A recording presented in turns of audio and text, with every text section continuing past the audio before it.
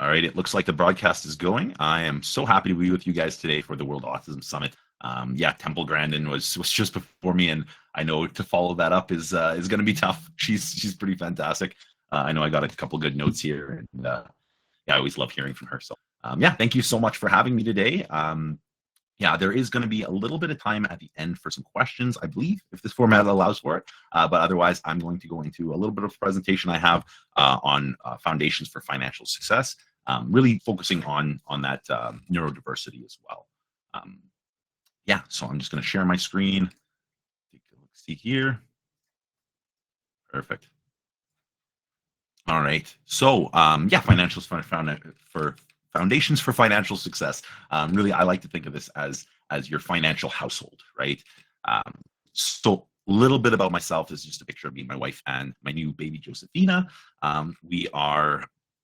I currently live here in Alberta, Canada. So most of the things I will talk about will be a little bit more geared towards Canada, but I did go with a little bit more of a broad scope, so that we're not, leaving people abroad left behind or anything. I do have 6 siblings, including 2 brothers with neurodiversity. So that's really what makes this, something close to home. Is I can definitely understand the difficulties that families face when, well, just in general. Like, I have a new baby of my own, and she's 2 months old, and yeah, there's challenges with having a new baby. But when you also have some neurodiversity or some challenges, some extra challenges, it definitely makes it difficult. I know going through school, my brothers had difficulties making friends, getting into different fights and stuff. There was a lot of different things that you might not necessarily have to think about, having to be in special classes, or taking different buses and everything like that. There's a lot of stigma towards it, and I know it can be very difficult. So yeah, one of the reasons why I'm just very passionate about helping people with different neurodiversities or different physical and mental limitations, right? So really, one of the big things I noticed kind of growing up while we were in school and everything, we didn't really think about money too much. It wasn't something that you're talking about a whole lot. But financial planning, it becomes more and more important as you get older, right? And although my brothers had lower support needs, there's definitely some things that could have been planned for a little bit better. There were definitely some good things that we were able to put in place. Luckily, there are some programs here in Canada that we're able to take advantage of, but there's still things that could have been more prepared for. And yeah, my loss is essentially your gain. It's one of the reasons why I am just focused on educating myself and educating others in the financial industry, just so that you avoid the pitfalls that me and my family have gone through, or others have, right? So I will be going over kind of a broad range of topics, kind of touching the surface on some things. But if you have questions, I will have my information at the end. We can definitely have a bit more of a conversation, because an hour to go over finances is one thing, and then to go over finances and kind of the correlation or the overlap or intersectionality with neurodiversities is a whole nother thing. So yeah, it's going to be really high level, broad topics, but yeah, we'll it's a good jumping off point. And one of my favorite sayings is that old proverb, the best time to plant a tree is 30 years ago, the next best time is now, right? So just kind of continuing on myself, yeah, a couple brothers in neurodiversity. I am a part of some local like Lions organization, Chamber of Commerce. I just like to kind of engage with the community wherever possible. Did used to have a restaurant, kind of left that world behind me. I've had a couple different career paths, but really they've all led me to this. One thing I noticed, going through gemology, some of these other like hospitality, I was in the restaurants, and some of these industries, there's some good things to it, but there's a lot of things that I wasn't such a big fan of, right? Really, what I found with restaurants, gemology, all these different things, is I'm not necessarily selling people things that they need, right? I find in this line of work, I'm able to, put people in a better position financially, rather than kind of put them worse off by selling them stuff. Yeah, we were able to give them good food and drink, but at the end of the day, it may have left with some memories, but other than that, they're not really in a better place financially speaking, right? So yeah, I just wanted to do something where I can make a little bit more of a difference, and I've definitely found that here. So I don't know, I put soon to be father. I must have wrote this a little while ago, but yeah, I have my little baby there. Got some dog, actually there's a dog right in the background, so if she barks or anything, that's what that is. And then I have some chickens as well. So one thing to know about chickens, they They do not like life. I had 12. Now we're down to 9. They just kind of jumped the ship. So yeah, fun things to learn about chickens. I am a life license advisor, so that's really why I talk about these things as well. But really just hopping into things, I kind of start with this graphic because I know a lot of times when people think about money and finances, this is how they're feeling, right? They're frustrated, angry, overwhelmed a lot of the times, right? I don't know what everyone's experience has been in the financial industry, but mine was I went to the bank with my parents because you got to have a bank account, right? You get the bank account. A couple of years go down the road, you start looking at, well, maybe I want a credit card or start doing some savings, or what's the next step, right? Having a bank account is not really the be all end all of finances. So yeah, going in and kind of getting brushed through. I know I was put into like here in Canada, we have something called a tax-free savings account. So it's a great program for people that don't have a huge taxable income because, yeah, it's a pretty simple plan. But really, the nice thing about it is you can have investments in there that can be growing at different rates depending on what you're invested in. Unfortunately, when I went to the bank, it was like the bare minimum, right? They put me in a high interest savings account, a couple of percent per year, and that I assumed that was good, right? If you don't know what you don't know. So if you aren't taught any better, you just assume that, my parents went to this bank. I've been to this bank for 20 years. They're doing me the best thing that you knew. And I just found that, they kind of rushed through. And then once I started learning more about the industry, I found out where they kind of went wrong, right? But yeah, a lot of times people are wading through piles of information. One thing that I'm sure you're aware of in this new age is that old proverb or whatnot about having a million monkeys on a million typewriters creating the works of Shakespeare. We've created that here in our society. We've got AI, we've got a whole bunch of people on computers. If you can believe it, it's written about, and there's probably blogs on both the pros and the cons and the everything about it. So I know personally there can be just an overwhelm of information. But the internet does have some good information. Like, I'm not saying that it's all wrong or all bad, but just keep in mind when you're doing anything on the internet, one, there are going to be biases. So depending on what sites you're on, there are people biased, and then you have to understand most of the point of the internet is for people to sell their stuff. So if someone is singing the praises of cryptocurrency, it may be because they have a cryptocurrency brokerage or an account selling thing or some sort of a commission cutback. I know there's a lot of things like that. So just keep in mind, right? Yes, people will say these things are great and amazing and all these things, but you just have to keep a level head and really understand what you're working with, right? Because there's a lot of trends, especially in the financial industry. I know in the last couple of years, people have heard big things like GameStop, crypto, GMC, AMC, all these different companies. And then I had one client go, "Hey, should I be investing in GameStop?" My first question is always why, right? If you understand, if you have some background knowledge, if there's something out there that that others don't, that's where you gain an advantage in the marketplace. But if you're just hearing some hot stock tip or hearing, I heard it on the radio, A, you're probably late to the game, or B, it's not going to be something that's going to make you money. It's going to be a rug pull, which is, they say it's this good thing, you put your money in, and then they pull the rug out from under you. I know a lot of people that lost their money in COVID with all that. So yeah. But again, so all of these reasons are kind of reasons why people will feel frustrated, right? Really, where I like to come in is just being that person to talk to, kind of understanding what the different avenues that you can take are and what the advantages or disadvantages are to those, right? Really, anytime you're working with a professional, there's usually a pros and cons, right? The con is typically the cost. I know, I've gone through several accountants.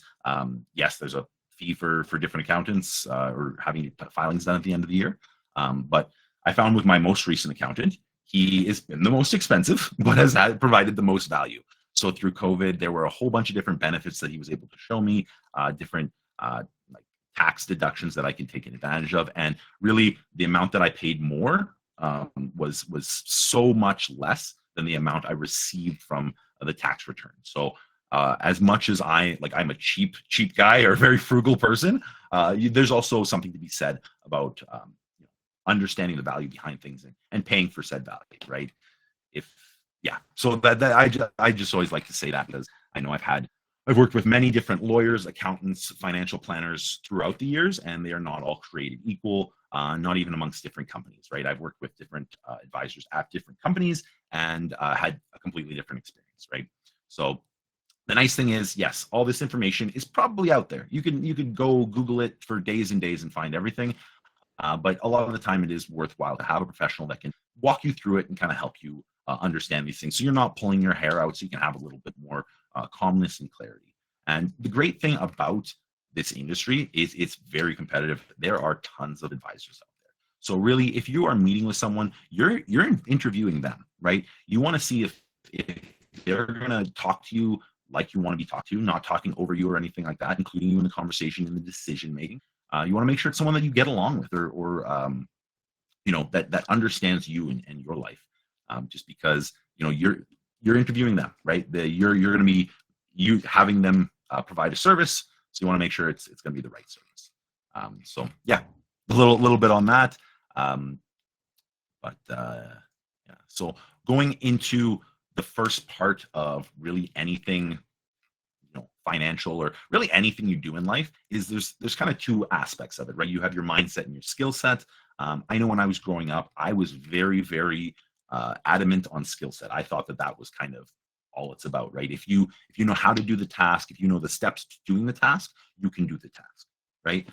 But then if you're not in the right mindset to do the task, you often end up either not doing it or having a worse result, right? So it's something that I've grown and developed over the years, is having a better mindset and just trying to work on my mindset.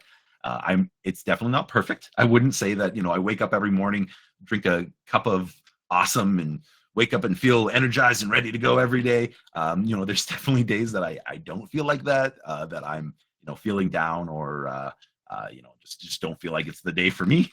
Yeah, it's something that you got to work on, right?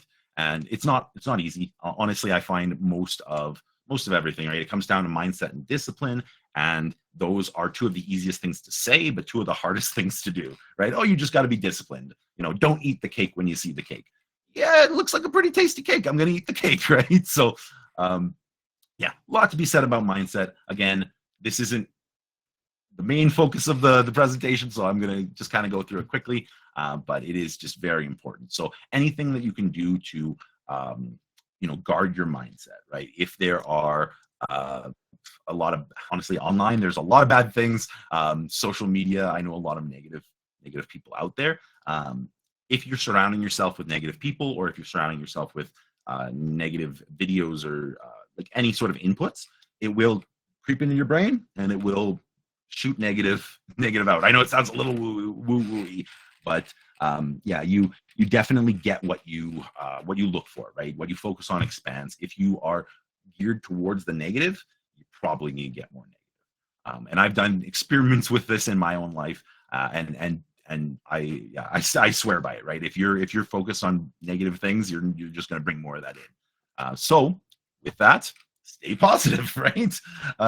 So I know it's a lot easier said than done, because especially with money and finance, right? People will avoid the topic completely, or they say, oh, it's not nice to talk about it. It's rude. It's not polite, whatever it is. Honestly, I find a lot of this deals with shame or fear of judgment, or, just thoughts if you don't have enough finances, right? Everyone likes to talk about the things that they're doing amazing.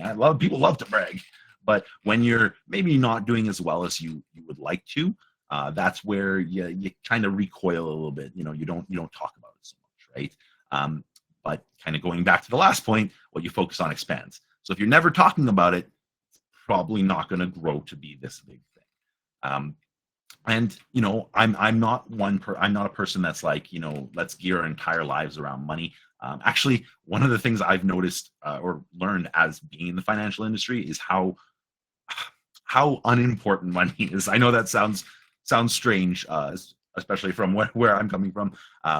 But money is really a means to an end, right? For me, it's a security blanket, right? If there's enough money, my family's going to be fine. We're going to be able to put my kids through college and all of that. Everyone's got kind of a different approach, or what money means to them. But really, if money to you is the root of all evil, or is something that only evil people have, you intrinsically are not going to want to be evil. No one wants to be evil, so you're going to avoid money at all costs. And typically, the all costs is just a lot of hardship, right? You can live your life without money. It's just very, very difficult. So by no means am I saying that money is the be all end all, but it is a pretty useful tool. It is a helpful way to get the things that you need to live a comfortable life. Means of exchange. It's kind of a store of value. I know a lot of people talk about gold when they think of stores of value, but really, yeah, you just you don't want to focus your whole life on it, but it is good to have just a good mindset around it. If you had a bad relationship with money, you're not gonna want it. I think there's some chat. I hear a lot of beeps, but I'm not seeing anything. So, yeah. If there's something in the chat, I'll kind of focus on that at the end there.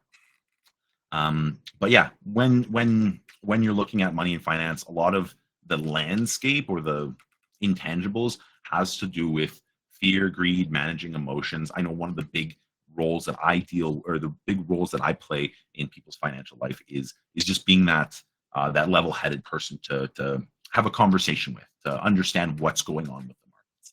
I know in the last couple of years they've been like this, so this chat just keeps bubbling up. I'm not seeing anything though. Oh, event chat. This. Okay, perfect. That's got nothing to do with me. All right, sorry about that. So yeah, the markets have been up, down, left, right, sideways, and the big thing is a lot of times people they'll play with the emotions of the market, right? The market's going up and they go, oh, this is great. Maybe I should buy in. Oh, I got to buy more. The market's going up. Yeah. Oh, and then it starts going down and they go, oh no, now I might lose money. Well, I might go back or this, that. And then they find themselves at the bottom and now they're selling. So they bought high, sold low. The emotions of it have ruled them, right? You may have heard Warren Buffett say, be greedy when markets are fearful, be fearful when markets are greedy, right?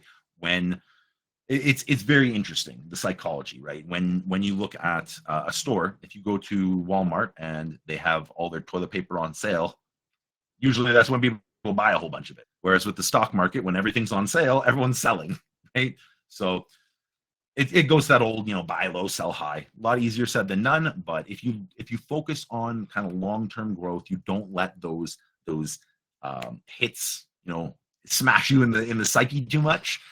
It definitely that's where we're going to see more consistent success, right?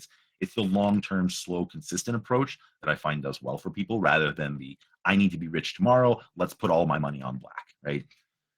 It is a strategy. I think 3 out of 5 Canadians has the lottery as part of their retirement strategy. So it is a strategy, not one I would recommend though, right? So yeah, but at the end of the day, right, there's a lot of different strategies, a lot of different ways to work your finances. You're going to have to find out what works best for you and your family, right? I can give guidance, I can kind of point you in directions, but it's really going to be what's working best for you, right? So yeah, stay positive. You want to continue on that, and with that, we're going to talk a little bit about goals, right? This is honestly, it's a hard one for me. I know when I first started in the financial industry, there was something called the Daily Five, one of which was you got to have goals, you got to read them daily and night with feeling. And I was like, goals, yeah, that would be a good thing to have. I haven't had those since I was 6, but yeah, very important. Having them written out, having them clearly laid out. Really, what you want to do is kind of architect your life, right? This is what I want at the end of the game. How can I work backwards to get that, right? That's kind of the idea. I know personally, I find it's very difficult to get into this frame of mind for goal setting, because you really want to focus on like a world without limitations, right? Really get to the what you want if money, time, if there were no limitations in your way, right? And really the point is just to expand that vision, and just think bigger than you're thinking currently. I know a lot of times people will be stuck in their situation, and you can only focus on the feed in front of you. You can only think about right now. If you're only thinking about right now, you're going to get more of what you got, right? So goal setting, you want to start with big goals. The bigger goals, the better, but they can be small goals. Really, progress is progress, right? That's why I like this here, right? Progress is not always that linear up and to the right. Sometimes you have those pitfalls. Sometimes you have, twirl arounds and all of that. But the idea is, over time, slowly you'll build to where you want to be, right? So goal setting, it can be anything from starting with, hey, I want to have $100 in the bank. I want to, not worry at the end of the month when rent comes in. Have that savings. Have like a emergency fund in place. Have enough for a vacation or a down payment for a house. It really, however big or small, is your decision. And then just kind of putting a timeline to that as well. The bigger goals probably going to take a little longer. The smaller goals are going to be a little bit more attainable. One thing that's really nice about those smaller goals is they can help you build momentum. I know if you have a big iceberg type goal that you're just trying to work on, it can be very hard to see any progress and to feel like you've accomplished anything. So sometimes it's about just getting those little small wins, right? I know this in just day-to-day life, right? If you wake up, you brush your teeth, you take your shower, you cook your breakfast, you do that all before noon or something, give yourself a pat on the back or a gold star. I know I've heard some of these talks where they say sticker charts don't work. Some people it works for, some people it doesn't. I know for myself, I was doing sticker charts for a good little while there, and it worked really well for me. Again, there's no guru that's going to be like, this is the be all end all. I know a lot of people will say that, but really it's going to be what works best for you and your family, right? When looking at goals, I know one of the frameworks around goals that people really like to use is something called S.M.A.R.T goals. You may have heard this before. Again, I'm not going to go into it too much.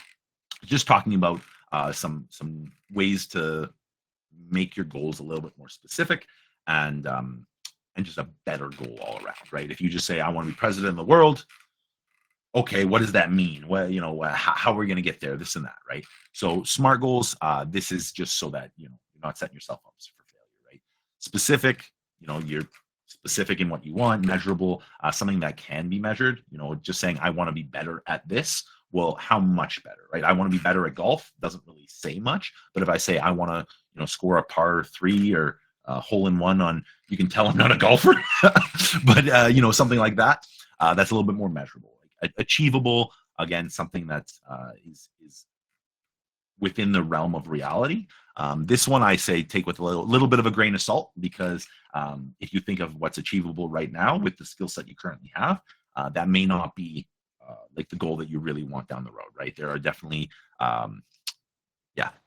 just take that with a grain of salt. It may not be achievable right now, but it's something that you could work towards achieving. Relevant, having a goal that is relevant to your trade or your craft or things that you want to do in life. It really makes a lot of sense. And then time bound, right? If it's not time bound, you'll just probably not do it or let yourself off the hook. I know I do. If you got 3 weeks to do something, it's that third week that really things get put together.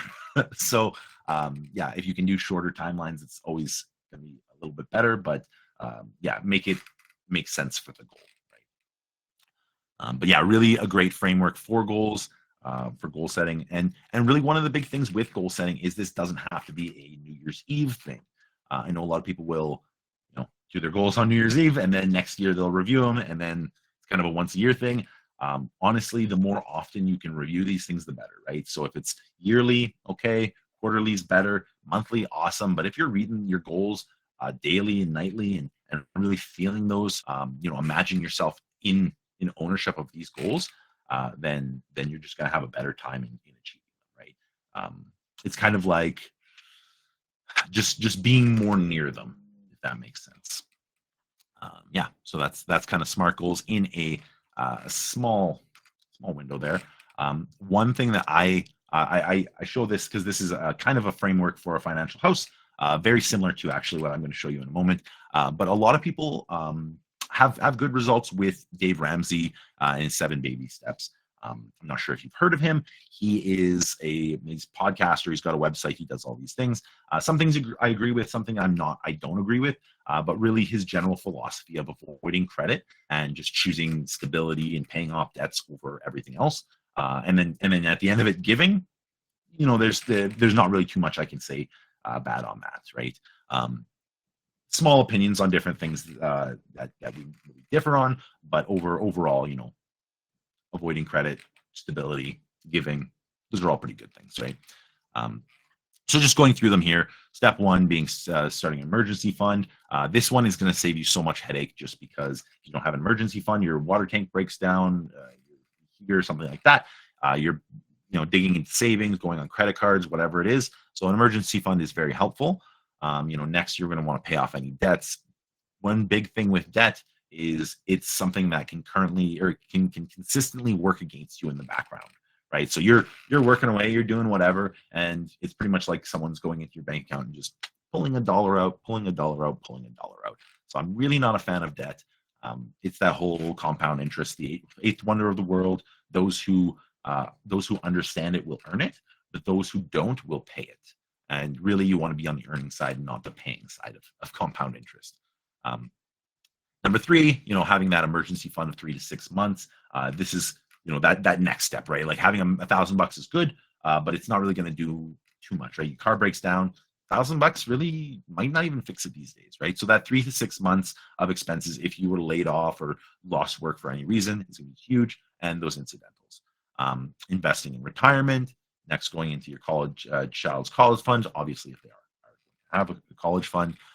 For people on the spectrum, this may be looking at like an RDSP or some other fund, right?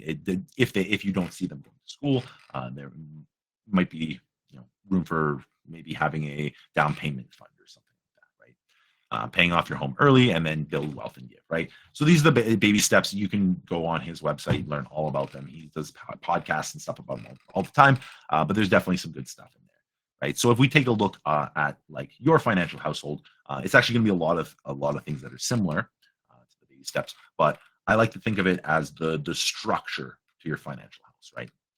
So the first thing I always like to talk about is your foundation. So like any good building, you want it to be built on a strong foundation. Otherwise, if you build a house on a pile of dirt, it starts sinking in, starts falling, cracking, breaking. So you don't want any of that, right?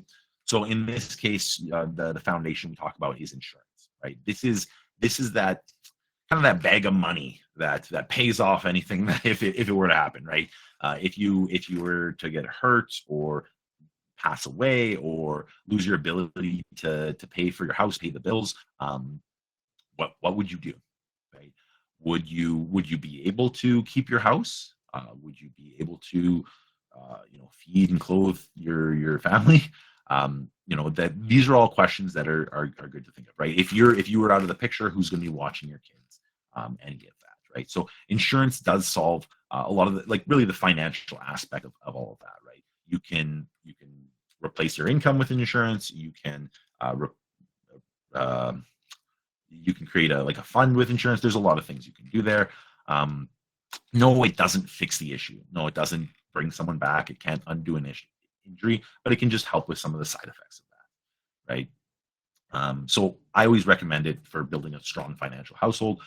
Really, the main thing is if you are in a situation where you have to eat away at your savings, they do not last long at all, right? You can get an insurance plan for $100 a month that will cover you for hundreds of thousands of dollars. To have that kind of money in savings, it's going to take a lot of time and a lot of money. So the return on insurance is really high at the beginning, kind of levels out towards the end, whereas investments, you kind of grow in the opposite direction.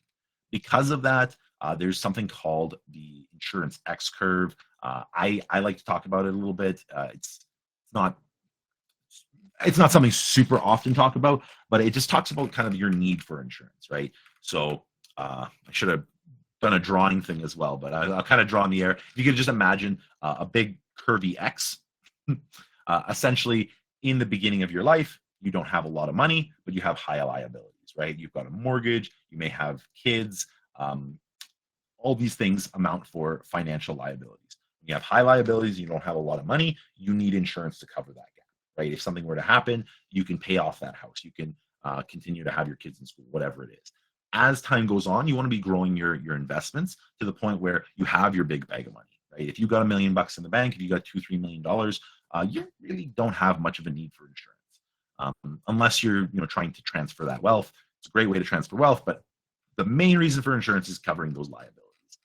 So really important. I don't want to focus too much time on it, but I want to give it the time it deserves, because it really is the strong foundation for building your financial household. If you don't have that, you're going to be not happy if anything happens, right? The one thing that is certain in life, other than what death and taxes, is there is going to be adversity. There is going to be hardship. You're going to be there's going to be storms, right? And depending on how you've built your house will depend on if there's a little bit of damage, if there's foundational damage, or if the whole house is gone, right? So that's why I say let's focus on that foundation, right? The next piece is going to be debt elimination, and you can even put that that $1,000 emergency fund in there as well. I think that's a great idea. But when you can reduce, and the reason why I have these in this order is because a lot of times the debt is what we're covering with life insurance. I know I've had people that go, well, I want to be debt free before I put anything into investments or put anything into insurance or anything. I'm like, yeah, I can definitely understand on the investment side, but really, if you have debts, insurance is more important than if you don't have debts, right? So reduce bad debts whenever possible. It doesn't really make any sense to invest if you are paying money towards debts. Because like we said earlier, you'd be on the bad side of that compound interest. So take care of that, and then we can start working on the good side of compound interest, right? When you look at debt, there's kind of your good debt and bad debt. It can be a little bit confusing. Typically, when you're looking at debts, things like credit cards, loans, lines of credits, anything that's like a monthly cost without a benefit, or that has kind of a high interest rate, is typically going to be seen as a bad debt. When we look at good debts, it's going to be mortgages, business loans, some sort of investment that's going to have a positive return. They're more considered, a good debt. These are more guidelines. A lot of people kind of have issues understanding this. Really, I recommend you speak to someone if you have questions about debt. That's not connected to the debt as well. I know if you're asking your credit card company about, hey, should I pay this off or should I get a higher limit? They're probably going to recommend you spend more money, right? So definitely, involve someone that's not necessarily tied to the outcome of your debt. There's a couple different schools of thought when it comes to debt elimination. One is the debt snowball. There's also something called the debt avalanche. I personally really like the snowball method. So this method is where you write down on paper all the different debts, and you order them from smallest value, like owing, to the highest value owing. The interest rates may be all over the place, but the point of this one is you can pay off your smallest debt.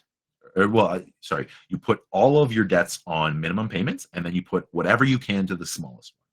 Once you pay that one off, you snowball that payment into the next, and the next, and the next. So it can be a very powerful tool for paying debts, mostly because if you're just doing the minimum payments on everything, you will never pay anything off, and you'll just be paying interest for the rest of your life, which is great for the the credit card companies. I know I've talked to a lot of people when they were trying to reduce their debts. They're getting calls from the credit card companies. Hey, we need you to pay $100 today. Can you pay $200? Whatever. They just want you to continue paying. They don't ever want you to pay off the debt.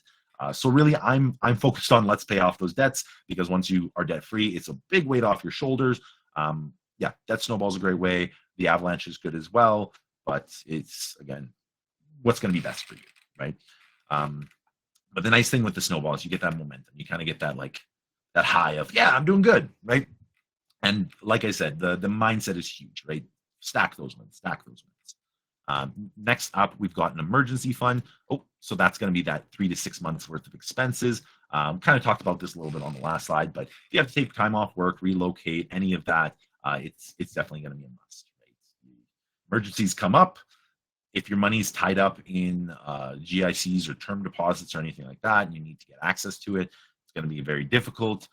If it's in really risky areas of the market, and that money doesn't dive, and you need that money, you might be taking a loss. So really, the types of money we want to put in an emergency fund, or the type of investment, you're going to be wanting to put something that's liquid and low risk. And I'll go into kind of liquidity and all that in the next slide. But you want to be able to get access to that money if you have to get access to that money. The next two areas, we've got short and long-term investments. These can range in different accounts. Here in Canada, we have TFSAs, RRSPs, RDSPs, RESPs, LMNOPs. We got a lot of acronyms up here. That last one isn't real. But in the States, I know you've got your IRAs, your 401k plans, Roth IRAs, all of that. Really, all the different countries, they've got all their different plans. Most of them operate somewhat similarly, being that it's either a tax advantage or like gives you some sort of a credit towards your taxes. It's usually something implicated with taxes. Really, because there's so many very different accounts and stuff, I recommend you speak to someone licensed in your country or your province or municipality, because they'll know more of the rules and regulations. I know here in Canada, the rules are pretty similar across the country, except for Quebec. Anytime there's paperwork that has Quebec on it, it's like, throw out what you knew. It's Quebec paperwork. So yeah, I can help you in Canada. Maybe not so much in Quebec. But really, when you're talking about the different areas you can invest, there's a couple things that I like to look at, which is liquidity, stability, validity, and activity. I thought it sounds good if they all end in a good Y there. But liquidity is going to be the ability to liquidate that asset or be able to turn it into goods and services, right? Cash is very liquid. Gold, maybe not so much. If I go to the dollar store with a block of gold, they're probably not going to know what to do with it, right? Stocks, again, how easy is it to liquidate that? Cryptocurrency, yeah, some places will accept it as payment, not a lot though. So that's kind of your liquidity in a nutshell. Stability, right? Is the graph of it going like this, or is it a little bit more like that, right? It's going to depend on where it fits in your investment household. Validity, just kind of what's the validity of this going forward? Is this something where it's 100% subjective? Maybe it might work. It could. Who knows? I really love it, but other people don't. Or is it something that is pretty much a tried, true, proven method or company or whatever, right? Does it serve a need? Does it have tangible value? Those are typically the things I look at for validity. It's kind of like that book value, if you ever heard that term. What are the assets on hand? What is this company actually doing? I know a lot of times people are looking at the non-fundamentals. They're talking about tech companies that have no assets, no offices, no nothing, but because they have some super cool idea, people think they're worth $1 million. Is that something you want to invest in? That's up to you. For me, probably not. But yeah. And then the last one, activity. How much input does this investment need from you, right? Is this something that you're going to have to manage on like a daily basis, or is it something taken care of for you? What does that look like? So those are the things that I like to focus on. Again, liquidity, stability, validity, and activity. Yeah, when you're looking at kind of the difference between what you're putting in your short-term and long-term savings. Long-term, you can look at something a little less liquid because you're not going to need that money right away. You can look at a little bit more volatility too, because you're not necessarily going to have to get access to it right away. I guess.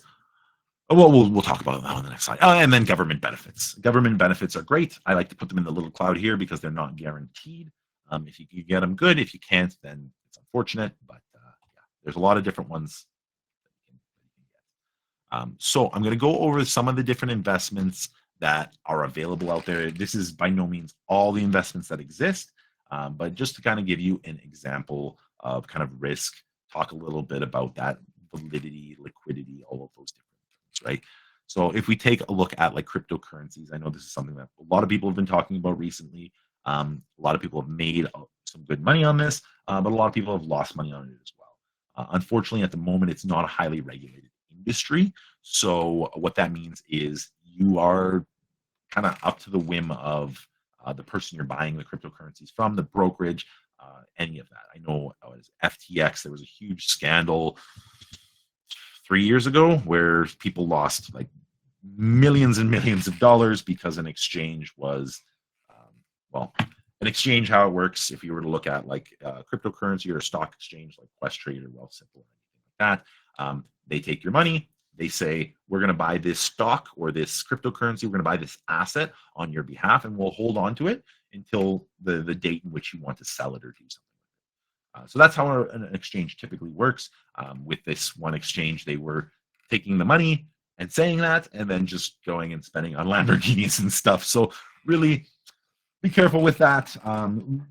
The nice thing about regulation is there's a governing agency that can kind of slap the wrist on people that are doing things improperly. Unfortunately, with cryptocurrencies, that isn't the case. They are looking on regulating it more, but at the moment, not super regulated. Stock trading, very, very active, high risk, high reward. I know you've heard people making a lot of money and losing their shirts entirely. That's kind of the reality of stock trading, right? You're buying portions of individual companies and hoping that they'll do well. If we look at real estate, this can be, you can make a lot of money in this. I've heard a lot of people making good money in real estate, but a lot of times it is very active work, right? You're not sitting your money in an account and hoping that it grows. You are buying a property and like growing the value of that based on either hard work and renovations, maybe having renters, or just hoping that the area appreciates in value. So real estate can be pretty tricky. Yeah. A lot of what I work in is in investment funds, mutual or segregated funds. These are kind of a mixed risk. But the nice thing about it is you're not investing in just one of these asset classes, right? So what we'll do is we'll take a mixture of different stocks, bonds, fixed income products, real estate investment trusts. You can get access to kind of all these industries without having to take on so much risk. So it's one of the things that I really look at for investing. But if you are wanting to put in a lot of work and you can, go through some of those pitfalls and stuff like that, then, some of those higher risk ones might be a good thing for you. And then it also matters, how much work you want to put in. The nice thing with investment funds is you typically have an investment broker who is going to administer these, look after them, and then answer any questions you may have. The big thing with the financial industry here in Canada, very highly regulated. You do need to be licensed to talk about these things to help people with these kinds of products, which is something that I love about it. Because if we weren't highly regulated, we could be like, cryptocurrency or these different ones that, kind of fly by night, right? And then the other thing is we have certain insurances and guarantees. So being a regulated industry, any of our investment accounts are also covered by CDIC. It's Canada Debt Insurance. I don't have the acronym in front of me, but it's essentially if the bank were to go belly up, the Canadian government will step in and pay or insure those funds up to $100,000 per account. So it's nice to have those different securities in place as well. If we look at some of the lower risk ones, you have bonds. These are typically going to be government or corporate issued, low to medium risk, low to medium returns, GICs or term deposits. This is going to be anything that's got a term associated with it. Typically the lowest risk you can get, but a fairly low return. You're almost at like inflation risk at that point. And inflation risk is the idea of your money not growing at the pace of inflation. So I know in the last couple of years, inflation's been a killer. It's been through the roof. Things have been costing a lot more. So if your money is not growing to keep pace with inflation, at least getting 3 or 4%, then your money is actually losing buying power. So that's why I say you got to invest in your money. Has to have a job. Every dollar needs a job because if you just bury your money in a coffee tin in the backyard, it's actually losing value every day. So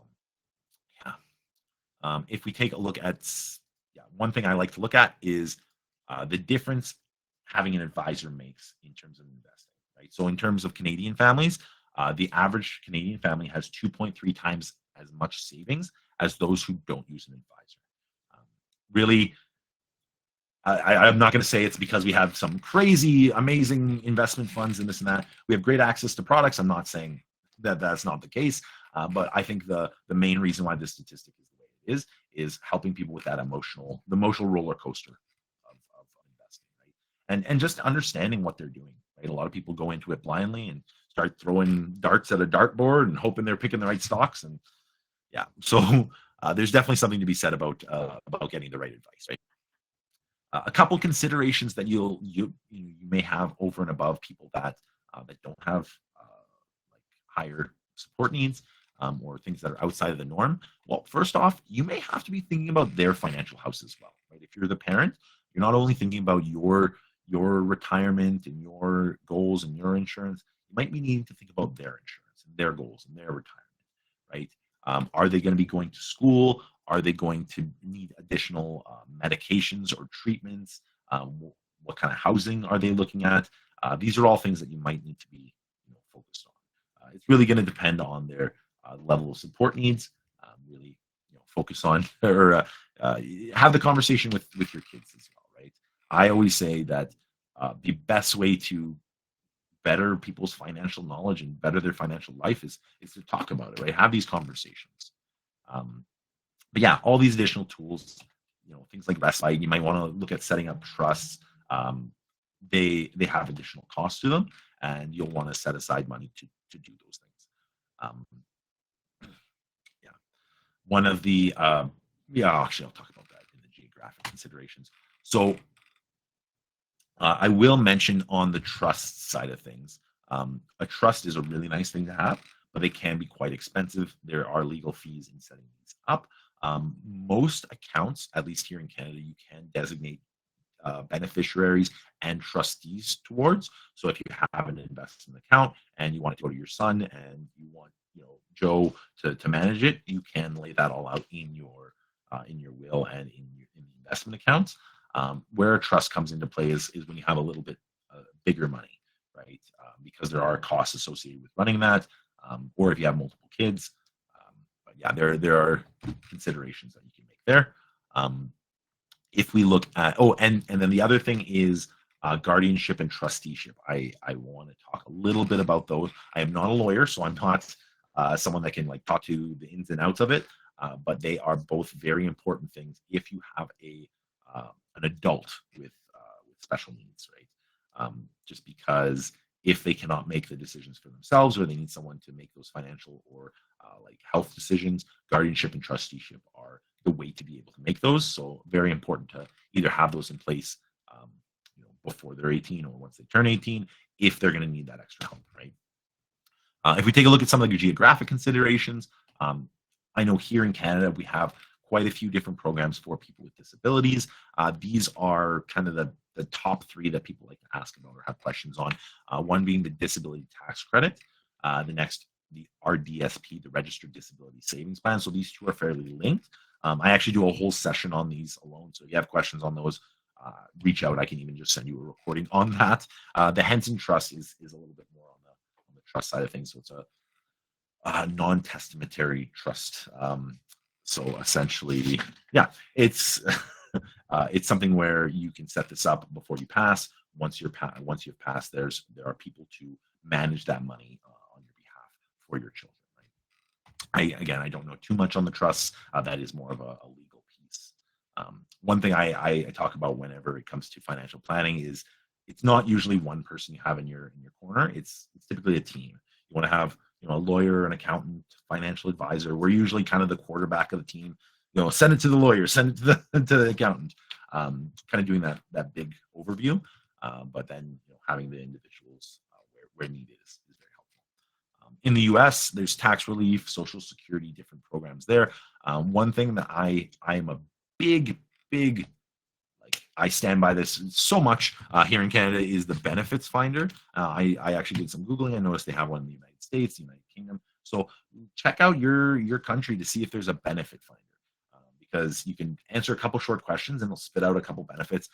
I've had people where we do the benefit finder, we get them the DTC, the RDSP, all these things, and they're literally getting thousands of dollars in returns from taxes, and then also thousands of dollars going into a retirement account for their future.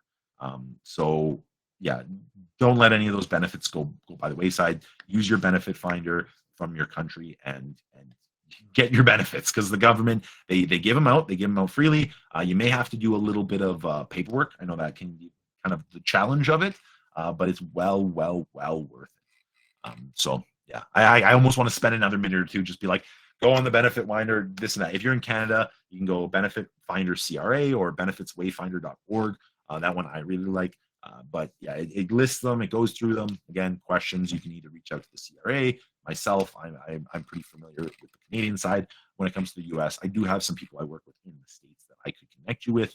But there's even free programs. So I know here in Canada we have free tax clinics if you are like low income. Yeah, so just see what resources are available to you. There are a lot of like small groups that might be able to point you in the right direction. So here in Canada, I know we have different like FSCD, no, not FSCD, FCSS, Family and Community Support Services, different groups like that, social services that can kind of help point you towards these benefits. But yeah, check it out. Go after this call. go right there, right? Budgeting, it's nice. One of my favorite things to do. The big thing with building your financial household is you kind of have two ways you can grow. You have your cash inflows and cash outflows. The inflows is how much money you're making. The outflows is how much money you're spending. If you want to have more money, it's either change two of those metrics, right? Change the knobs, right? If you can make more money, that's great. A lot of times it's a little bit more difficult to do that. So if we can, spend less, that's going to be another way to do this. I like to look at my budget monthly. I would do something called zero balance budgeting, which means at the end of the day, once you've budgeted for all your money, there would be nothing left in the account, right? Having money go towards your needs, your wants, and your investments or other goals. I know a lot of people talk about like a 50-30-20 or different numbers and things like that. But for a lot of people, it's not realistic, right? Especially if you're on government assistance. I know AISH here in Canada. AISH is another government program. You're getting about $1,800 a month. With rent at around $1,200, that's more than half of the money, and that's going to a need. So instead of it being like 50-30-20, we're looking at like 90% going to needs, 10% to wants, and 0% to investing. So really doesn't put you in the best spot for retirement, right? So yeah, budgeting can help with some of the outflows. It addresses spending less. Obviously, there's only so much you can cut, but see what you can, right? And really, when you're defining a budget, use real numbers, use actual stuff in your life. It bothers me when people are like, okay, well, let's do a budget. Yeah, okay, 50-30-20. Let's say you make $10,000 a month and you spend $5,000 on this, and that doesn't help anyone. Let's be honest, right? Let's use actual numbers from our lives and actual experiences that we have, because if we're using phony money out of nowhere, then there's no point in having the conversation at all. So how I like to design my budget is I first see what I'm spending, right? Look at my spending habits. Where is the money going? And then you can kind of hone it in from there, right? What are some of the things I can cut back on? What are the things I can save on? A lot of times, if you just call your service providers, they will give you a lower price. I know it sounds too simple, but if you call them, you have to wait on hold, right? They're not known for their customer service, but you say, hey, I've been a customer for so long. Is there anything you can do on the price? If they say no, it's also a competitive industry, right? I've gone from Shaw to TELUS to Shaw to TELUS to Shaw to TELUS enough times that they're like, okay, no more switching. We'll give you a better rate. And I'm like, that's all I asked for, right? So yeah, if they're not going to give you a better rate, I'm sure the competition would love your business. There's lots of apps that can help you track your spending. I've heard of like Rocket Money. Most of the bank apps will track them. If you do want, you can use like a Excel spreadsheet. The big thing of budgeting is reconciling your budget.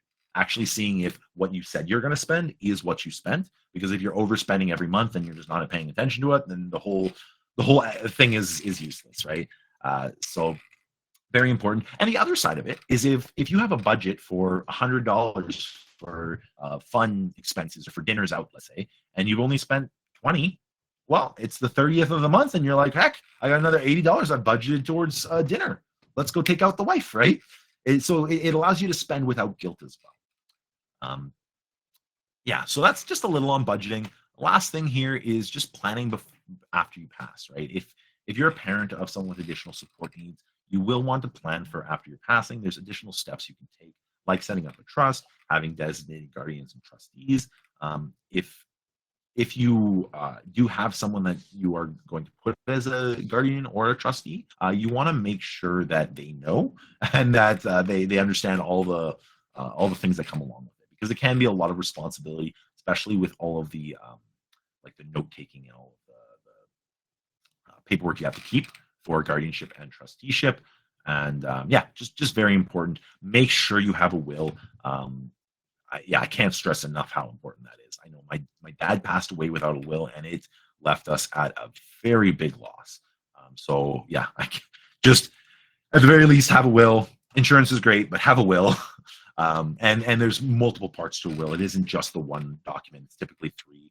You've got your living will, your passing will, and then if you were to lose like bodily function, if you're like in a coma or something like that. When it comes to finance, facilitating the financial aspect of your passing, obviously insurance is going to be a great way to do that. You want to leave a legacy and not a debt. And the best thing about insurance is a tax-free payout, so you don't have to worry about things like that. There can be really good affordable rates, especially if you're in good health. There's different options. There's permanent or term insurance. It's really going to be dependent on what's going to be the best fit for you. But at the very least, something is better than nothing.